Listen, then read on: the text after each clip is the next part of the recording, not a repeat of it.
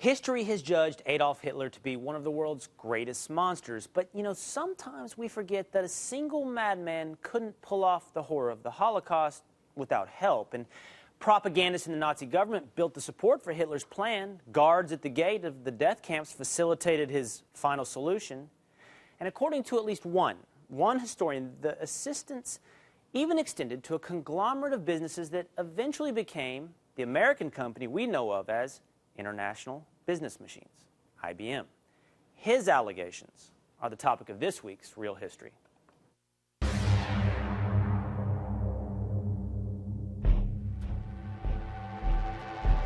When Hitler came to power in 1933, he wanted to destroy all the Jews in Europe. That required the resources of a computer. But in 1933, there was no computer. What there was the Hollerith punch card. This was a card about the size of a dollar bill, which was invented by a German-American, Hermann Hollerith, and it stored information. And these could then be cross-tabulated and read by a special machine. The technology that Hermann Hollerith invented was put into his own private company, which then was joined with other companies to create a company that ultimately became known as International Business Machines, IBM. Thomas J. Watson was the chairman and CEO of IBM. IBM sought out the Nazi regime as soon as Hitler came to power. As far as Thomas Watson was concerned, Adolf Hitler was his #1 foreign customer and his #2 global customer, just behind the Social Security Administration. And so they said to Hitler, "What would you like to happen?" And Hitler said, "I want to know where all the Jews are in Germany."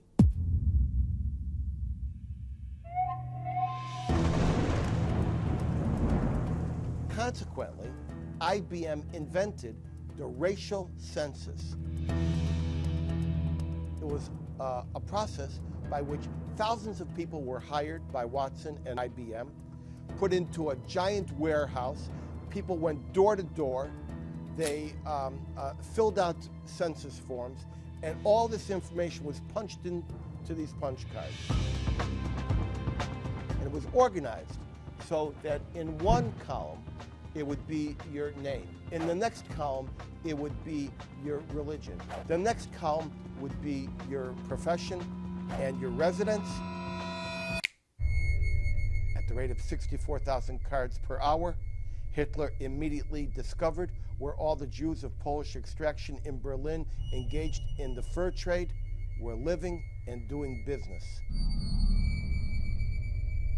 Once that was done, they would compare all those names against the bank records. They then start to seize and confiscate and pauperize the assets of the Jews. How is that done?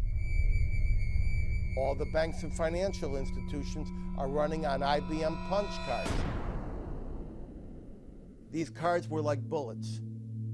If IBM would have just stopped printing the cards, it would have been like rifles without bullets, but they wouldn't stop printing the cards. In fact, the Auschwitz tattoo began as an IBM number. It began when the prisoner card that each person had, which was identical to what the IBM system could take, was actually tattooed on their skin. And so, the actual extermination of the Jews. What they said was, it's no good to just run these Jews into the gas chambers. We need to work them to death. Then we'll send them to the gas chamber. IBM, responding to this request, developed a special program by which all the skills were put into one set of cards. Is it a doctor? Is it a construction worker? Is it a mechanic? And they would cross-tabulate that against where all the slave labor was needed. IBM designed it like that, and it was, in fact, a technology of death. It isn't that they handed this information off and just left. It wasn't like a telephone that they would just sell. They were on site.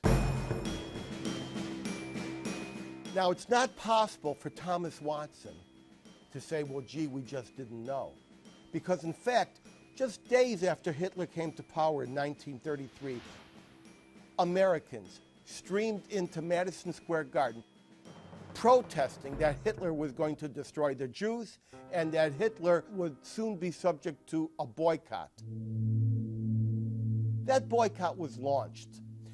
Whether you were selling German toys, German pharmaceuticals, German wares of any type, it was all under a huge boycott. Unfortunately, the technology that IBM gave was so misunderstood in the day. People didn't really understand that IBM had this incredible operational, economic, and planning alliance with the Third Reich. My parents are survivors of the Holocaust. My mother was a victim of this system, as was my father. They lived in the woods for 2 years. And when I was born in this country, I realized it was my role to not only say what occurred, but why it occurred. Justice will never be done. But justice comes for many in a variety of levels. For me, illumination is the greatest compensation and reparation.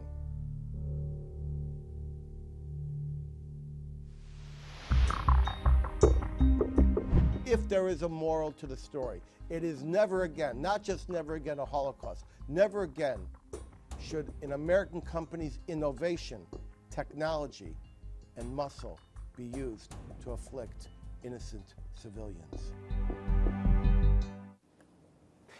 You know, Real News did its due diligence on this story and called a professor who was in the research department at Auschwitz and actually reached out to IBM itself. And IBM did not deny many of the allegations involved in this author's book.